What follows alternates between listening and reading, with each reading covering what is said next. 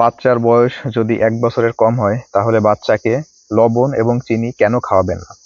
দেখেন, বাচ্চাদের কিডনি পূর্ণবয়স্ক মানুষের মতো এতটা শক্তিশালী থাকে না। বাচ্চাদের কিডনি সম্পূর্ণ ডেভেলপ করে না।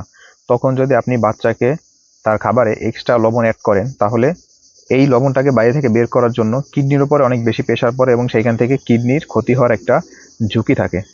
এবং পরবর্তী জীবনে বাচ্চার হাই ব্লাড প্রেশার এবং বিভিন্ন হৃদরোগের ঝুঁকি থাকে। এই জন্য বাচ্চাদেরকে ১ বছরের আগে তার খাবারে এক্সট্রা লবণ অ্যাড করবেন না। তার যতটুকু লবণ দরকার সেই লবণ বাচ্চা তার মায়ের বুকের দুধ থেকে পেয়ে যায় এবং অন্যান্য যে খাবারগুলো খাওয়ান সেইখান থেকেই বাচ্চা সেটা পেয়ে যায়।